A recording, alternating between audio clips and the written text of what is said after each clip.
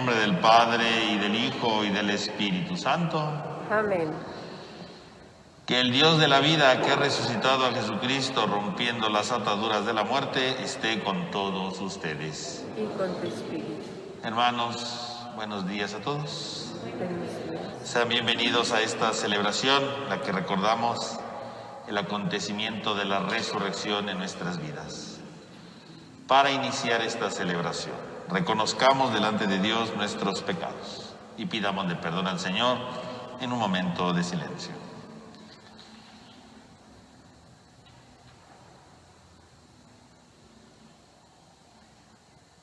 Yo confieso ante Dios Todopoderoso y ante ustedes, hermanos, que he pecado mucho de pensamiento, palabra, obra y omisión, por mi culpa, por mi grande culpa. Por eso ruego a Santa María, siempre Virgen, a los ángeles, a los santos y a ustedes, hermanos, que interceden por mí ante Dios nuestro Señor. Dios Todopoderoso tenga misericordia de nosotros, perdone nuestro pecado y nos lleve a la vida eterna. Amén.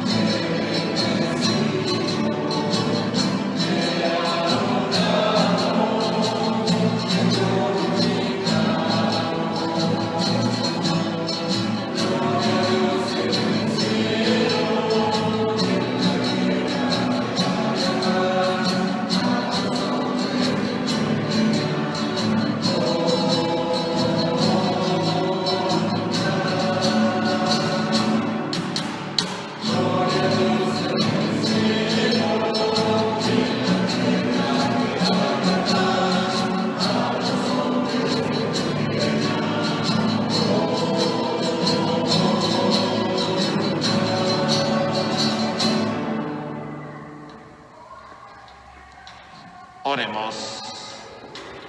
Dios de eterna misericordia, que reanimas la fe de este pueblo a ti consagrado, con la celebración anual de las fiestas pascuales, aumenta en nosotros los dones de tu gracia, para que todos comprendamos mejor la excelencia del bautismo que nos ha purificado, la grandeza del Espíritu que nos ha regenerado y el precio de la sangre que nos ha redimido.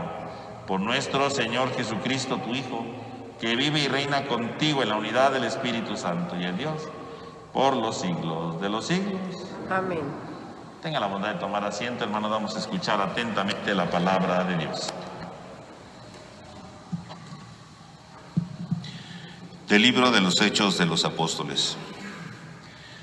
La multitud de los que habían creído tenían un solo corazón y una sola alma. Todo lo poseían en común y nadie consideraba suyo nada de lo que tenía. Con grandes muestras de poder, los apóstoles daban testimonio de la resurrección del Señor Jesús, y todos gozaban de gran estimación entre el pueblo. Ninguno pasaba necesidad, pues los que poseían terrenos o casas los vendían, llevaban el dinero y lo ponían a disposición de los apóstoles, y luego se distribuía según lo que necesitaba cada uno. Palabra de Dios. Te alabamos, Señor. La misericordia del Señor es eterna. Aleluya. La misericordia del Señor es eterna. Aleluya. Diga la casa de Israel, su misericordia es eterna. Diga la casa de Aarón, su misericordia es eterna.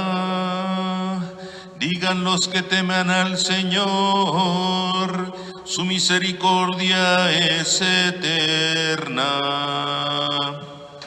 La misericordia del Señor es eterna. Aleluya. La diestra del Señor es poderosa.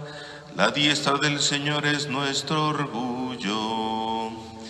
No moriré, continuaré viviendo para contar lo que el Señor ha hecho. Me castigó el Señor, pero no me abandonó a la muerte. La misericordia del Señor es eterna.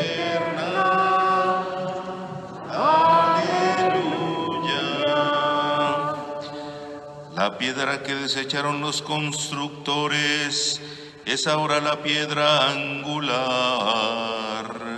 Esto es obra de la mano del Señor, es un milagro patente. Este es el día del triunfo del Señor, día de júbilo y de gozo. La misericordia del Señor es eterna. Aleluya. De la primera carta del apóstol San Juan. Queridos hijos, todo el que cree que Jesús es el Mesías, ha nacido de Dios. Todo el que ama a un padre, ama también a los hijos de éste. Conocemos que amamos a Dios, que amamos a los hijos de Dios, en que amamos a Dios y cumplimos sus mandamientos, pues el amor de Dios consiste en que cumplamos sus preceptos. Y sus mandamientos no son pesados, porque todo el que ha nacido de Dios vence al mundo, y nuestra fe es la que nos ha dado la victoria sobre el mundo. Porque, ¿quién es el que vence al mundo? Solo el que cree que Jesús es el Hijo de Dios. Jesucristo es el que vino por medio del agua y de la sangre. Él vino no solo con agua, sino con agua y con sangre. Y el Espíritu es el que da testimonio, porque el Espíritu es la verdad. Palabra de Dios. Te alabamos, Señor.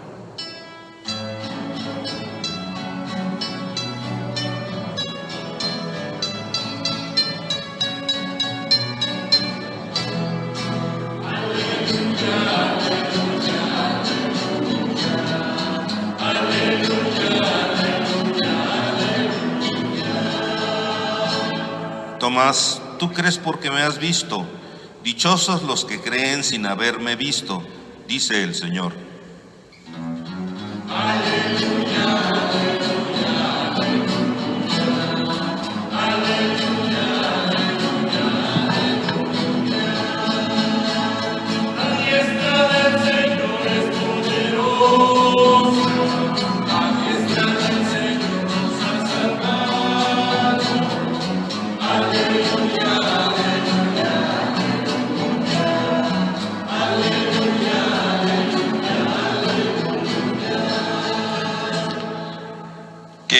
Señor esté con ustedes. Con tu espíritu. Lectura del Santo Evangelio según San Juan.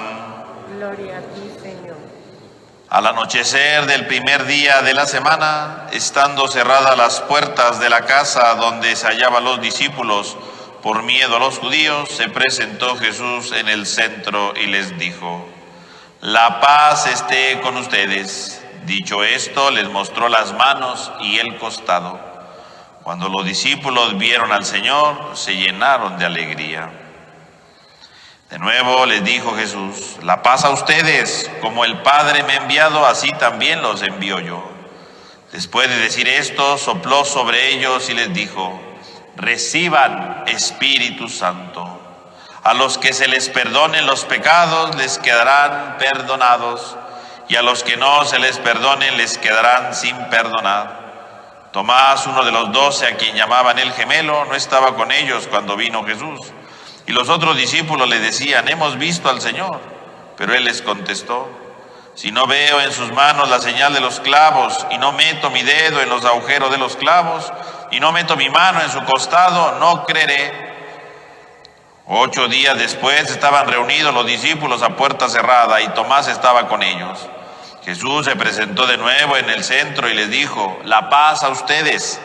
Luego le dijo a Tomás: aquí están mis manos, acerca tu dedo. Trae acá tu mano, métela en mi costado. Y no sigas dudando, sino cree. Tomás le respondió: Señor mío y Dios mío. Jesús añadió: tú crees porque me has visto. Dichosos los que creen sin haber visto. Otros muchos signos hizo Jesús en presencia de sus discípulos, pero no están escritos en este libro. Se escribieron estos para que ustedes crean que Jesús es el Mesías, el Hijo de Dios, y para que creyendo tengan vida en su nombre. Palabra del Señor. Gloria a ti, Señor Jesús. Tenga la bondad de tomar asiento un momento, hermanos, por favor. Hermanos, el día de hoy celebramos esta octava de la Pascua, 8 días después del domingo de resurrección, y seguimos contemplando precisamente este acontecimiento de la resurrección, Cristo que está vivo. Y justamente estos 8 días, siempre leemos este pasaje del Evangelio, ¿verdad? Porque dice que Jesús apareció a los 8 días donde estaban reunidos. De tal manera que el número 8 va a pertenecer entonces dentro, no solo de la Biblia, sino también dentro del arte cristiano, como el número de la nueva creación. El número de la nueva creación. Incluso por eso antiguamente, ¿verdad? En algunos bautisterios antiguos, ¿verdad? Los hacían, ¿verdad? Con una figura, ¿verdad? De 8 lados, ¿no? Un octágono, ¿verdad? 8 lados. Porque representaba que todo el que era bautizado entraba en la nueva creación. Así entonces el número 8 va a representar precisamente esta nueva creación, en la que precisamente el que es bautizado entra en la nueva creación, gracias a que Cristo ha resucitado. Pero ¿en qué consiste esta nueva creación para nosotros? El texto del Evangelio que hemos escuchado el día de hoy parece aproximarnos precisamente a algunos elementos de esta nueva creación. En primer lugar, esta nueva creación viene a sacarnos fuera, es decir, a no vivir esclavizados, a no vivir, ¿verdad?, encerrados en nosotros mismos, sino a transformar profundamente nuestra vida. Dice el texto: al anochecer del primer día de la semana, estando cerradas las puertas, es obvio que tienen pavor y tienen miedo finalmente del grande miedo de toda la historia, el miedo a la muerte. Si lo analizamos bien, todos los miedos que el hombre va teniendo a lo largo de la historia, todos los miedos que van creciendo en el interior del hombre, no es otra cosa sino miedo a la muerte. De lo que tengamos miedo, pensemos, lo que usted tenga miedo, en el fondo es miedo a la muerte, porque esa realidad a la que usted le tiene miedo le puede matar, le puede exterminar. Y finalmente los apóstoles están ahí encerrados porque tienen miedo a la muerte. No saben qué hacer, no saben qué realizar, y están ahí encerrados en sí mismos, en su miedo, en su pavor. El Cristo ha resucitado, en primer lugar, ha venido a quitar, ¿verdad?, a disipar todo tipo de miedo, todo tipo de tribulación, todo tipo de adversidad, todo tipo de miedo a la muerte. Cristo ha resucitado para esto. Si Cristo ha inaugurado una nueva creación, es precisamente para quitar el miedo a la muerte. El creyente no tendría que tener miedo a la muerte. El creyente tendría que saber precisamente que sí puede llegar la muerte, pero que la muerte no es lo último. La muerte no es el desenlace fatídico de una historia, sino finalmente solamente un tránsito para empezar una vida nueva, inaugurada precisamente la resurrección.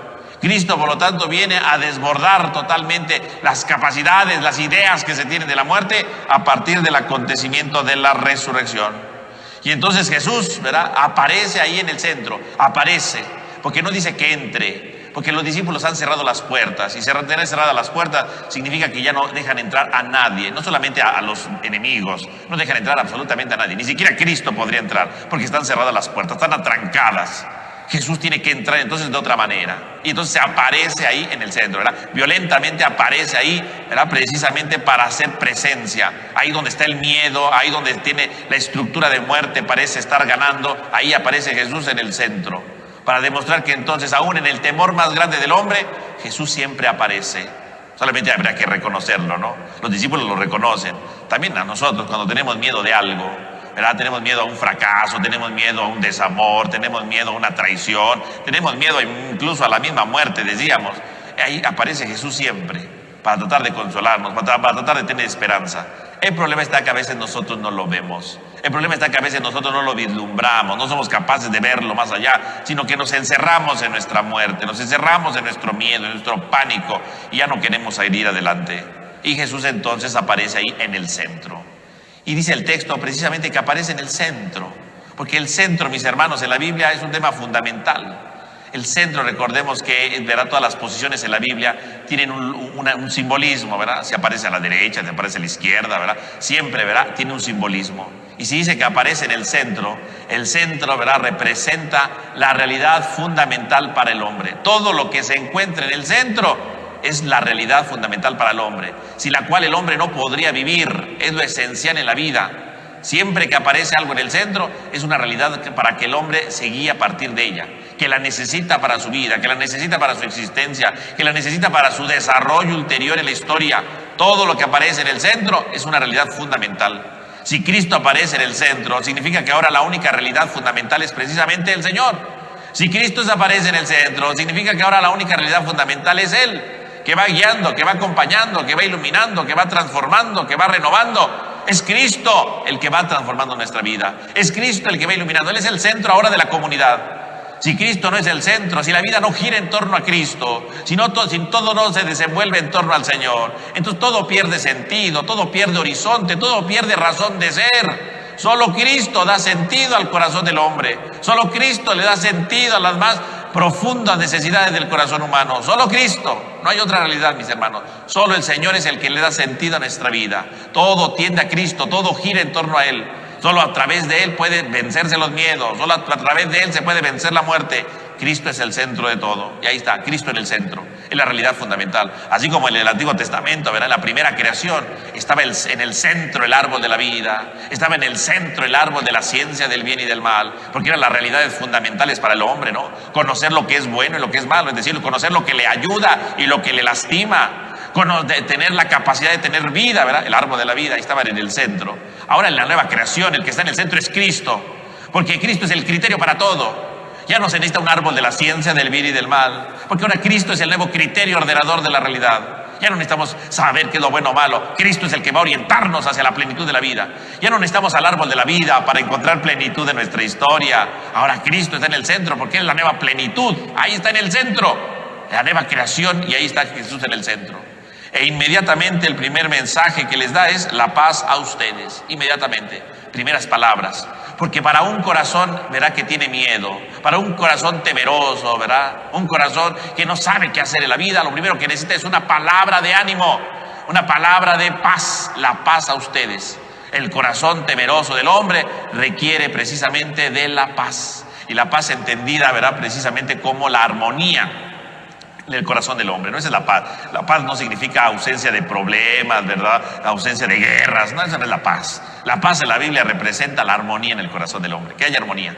Y cuando hay alguien tiene miedo, como estos apóstoles, no hay paz.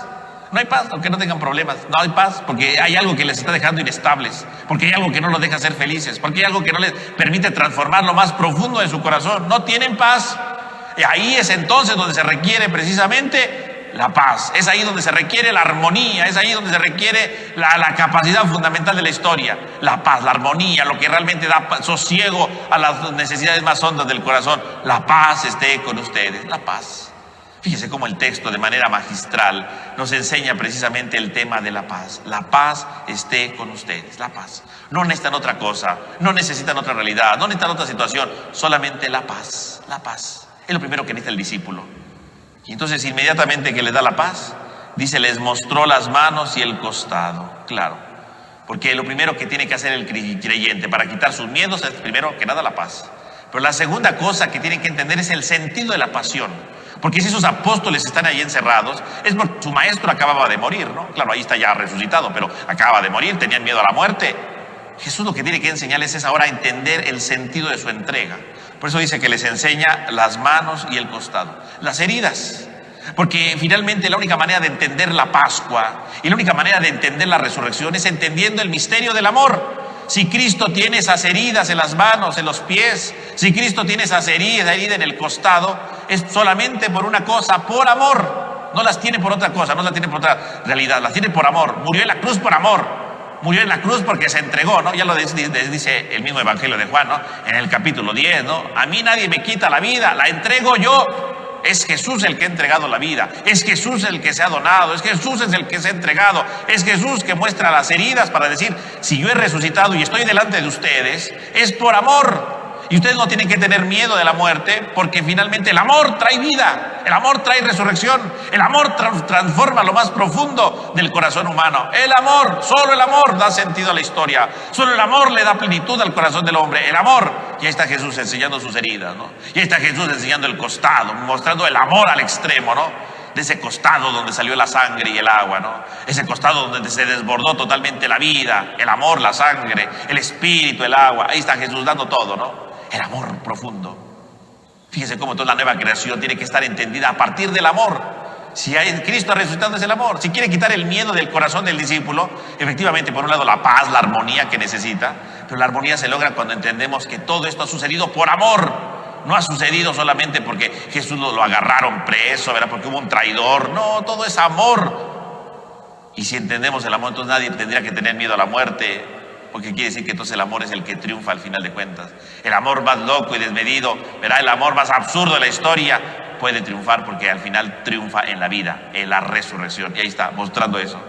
Inmediatamente, ¿verdad? Le dice a sus discípulos, ¿verdad? La paz esté con ustedes otra vez, por segunda vez, ¿no?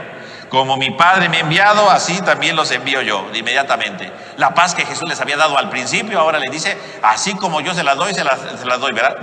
Anúnciela a los demás, ¿no? La paz no solamente es para el discípulo, la paz es para compartirla a los demás. Como el Padre me envió, los envío.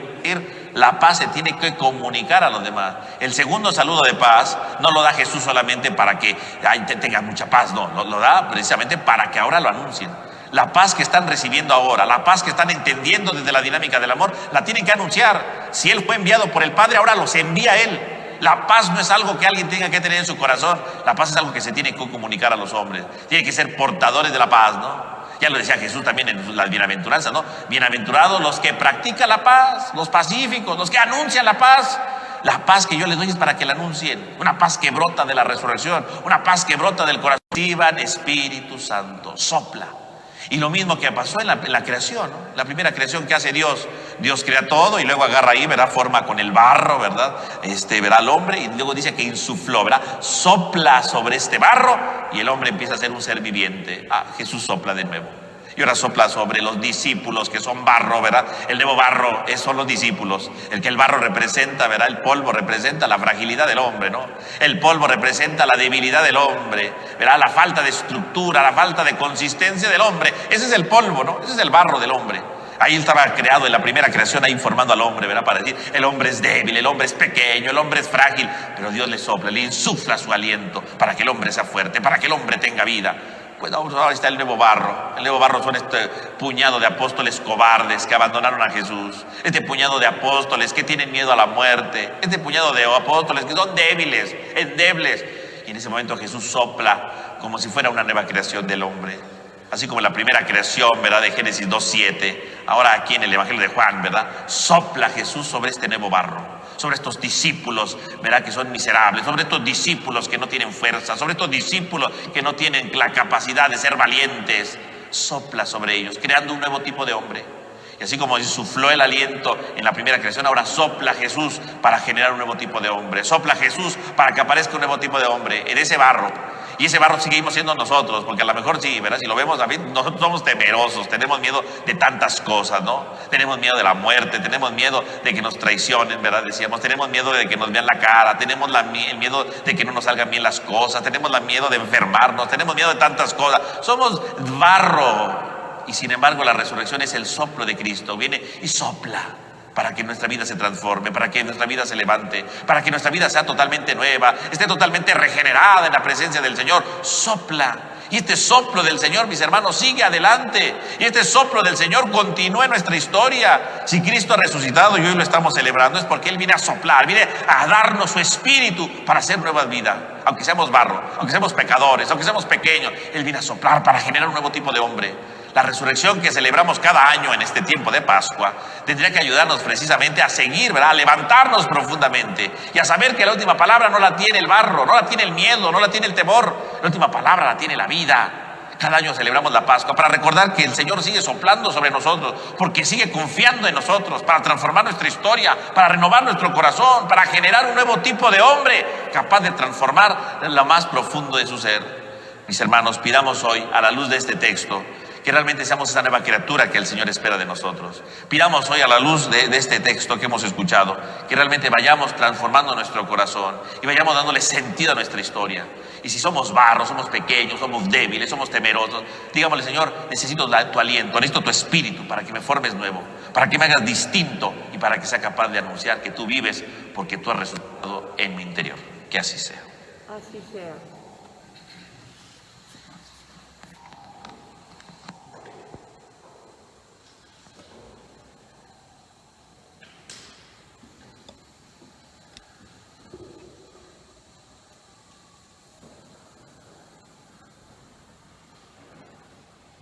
Vamos a ponernos de pie, hermanos, y yo les pregunto: ¿creen en Dios Padre Todopoderoso, Creador del cielo y de la tierra? Sí, creo. ¿Creen en su Hijo Jesucristo, que nació de María la Virgen, padeció, murió, resucitó y está sentado a la derecha del Padre? Sí, creo. ¿Creen en el Espíritu Santo, la Santa Iglesia Católica, la comunión de los santos, el perdón de los pecados, la resurrección de los muertos y la vida eterna? Sí, creo. Hermanos, esta es nuestra fe. Es la fe de la Iglesia que nos gloriamos de profesar en Jesucristo nuestro Señor. Amén. Ahora, llenos de gozo por la santa resurrección del Señor, purificados nuestros sentimientos y renovado nuestro espíritu, supliquemos con insistencia al Señor, diciendo a cada petición: Jesús resucitado, escúchanos. Jesús resucitado, escúchanos. A Cristo, que con su gloriosa resurrección ha vencido la muerte y ha destruido el pecado, pidámosle que los obispos mexicanos siempre sean asistidos por el Espíritu Santo en su labor de apacentar al pueblo de Dios. Oremos. Jesús resucitado, escúchanos. A Cristo, que con su santa de resurrección ha otorgado el perdón y la paz a los pecadores, supliquémosle que quienes han regresado al camino de la vida conserven íntegramente los dones que la misericordia del Padre les ha restituido. Oremos. Jesús resucitado, escúchanos. A Cristo, que con su gloriosa resurrección ha dado al mundo la vida verdadera y ha renovado toda la creación, pidámosle por los que, por no creer en su triunfo, viven sin esperanza. Oremos. Jesús resucitado, escúchanos.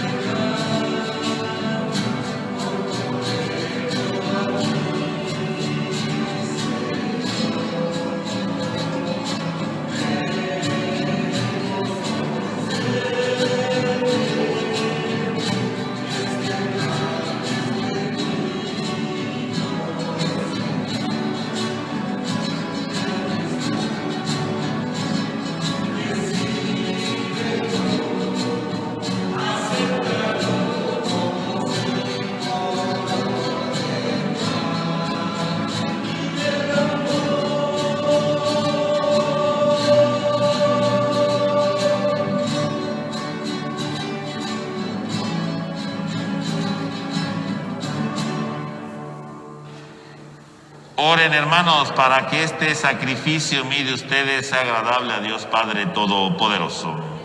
El Señor reciba de tus manos este sacrificio para alabanza y gloria de su nombre, para nuestro bien y de toda su santa iglesia. Recibe, Señor, las ofrendas de tu pueblo, para que, renovados por la confesión de tu nombre y por el bautismo, consigamos la felicidad eterna. Por Jesucristo nuestro Señor. Amén. Que el Señor esté con Y ustedes. con tu espíritu. Levantemos el corazón. Demos gracias al Señor nuestro Dios. Es justo y necesario. En verdad es justo y necesario, es nuestro deber y salvación glorificarte siempre, Señor, pero más que nunca en este día en que Cristo, nuestra Pascua, fue inmolado, porque Él es el verdadero Cordero que quitó el pecado del mundo. Muriendo destruyó nuestra muerte y resucitando restauró la vida. Por eso, con esta efusión de gozo pascual, el mundo entero se desborda de alegría. Y también los coros celestiales, los ángeles y los arcángeles cantan sin cesar el himno de tu gloria.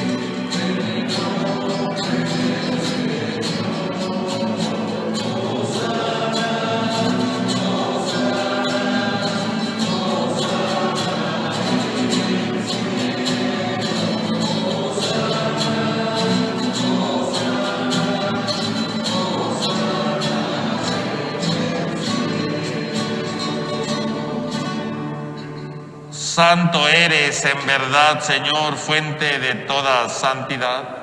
Por eso te pedimos que santifiques estos dones con la efusión de tu Espíritu, de manera que se conviertan para nosotros en el cuerpo y la sangre de Jesucristo nuestro Señor, el cual, cuando iba a ser entregado a su pasión voluntariamente aceptada, tomó pan. Dándote gracias, lo partió y lo dio a sus discípulos, diciendo: tomen y coman todos de él, porque esto es mi cuerpo que será entregado por ustedes.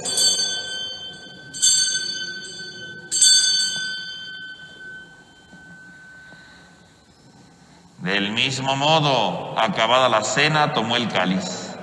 Dándote gracias de nuevo, lo pasó y lo dio a sus discípulos, diciendo: tomen y beban todos de él, porque este es el cáliz de mi sangre, sangre de la alianza nueva y eterna, que será derramada por ustedes y por muchos para el perdón de los pecados. Hagan esto en conmemoración mía.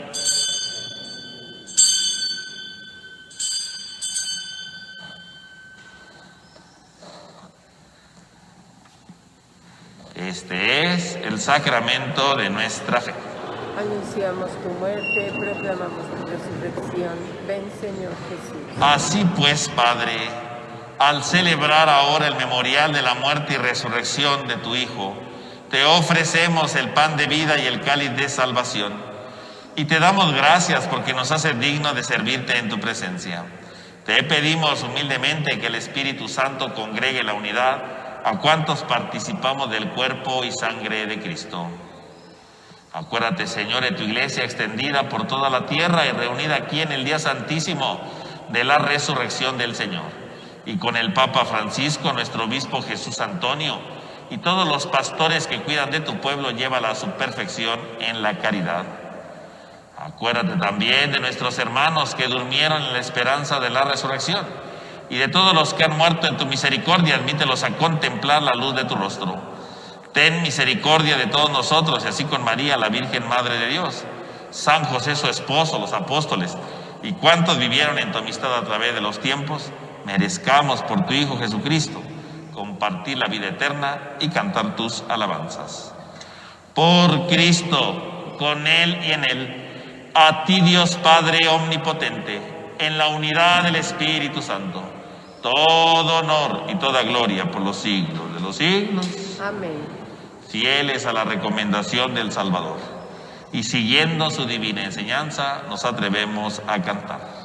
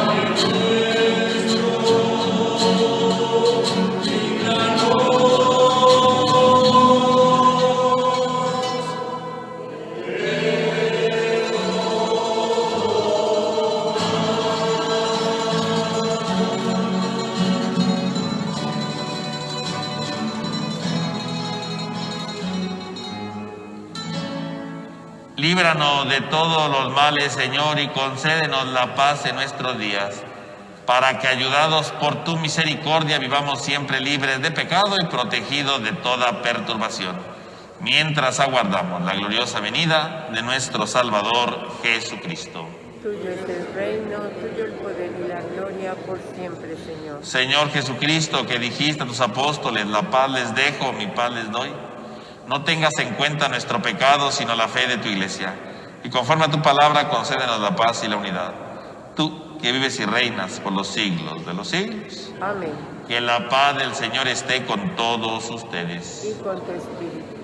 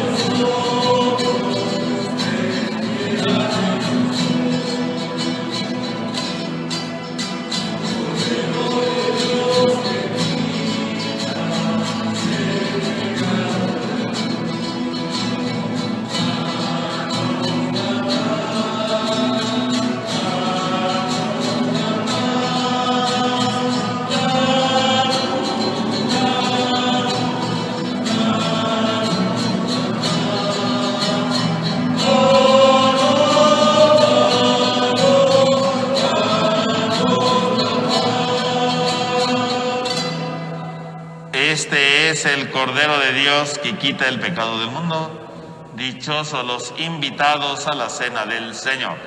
Señor, yo no soy digna de que entres en mi casa, pero una palabra tuya bastará para sanarme. Para la comunión, hermano, les recuerdo que es en la mano la comunión, mano derecha abajo de la izquierda, cubrebocas abajo. Comulgamos y nos sacudimos ahí, verá, sobre la mesa, por favor. Ahí está el gel en el pasillo central.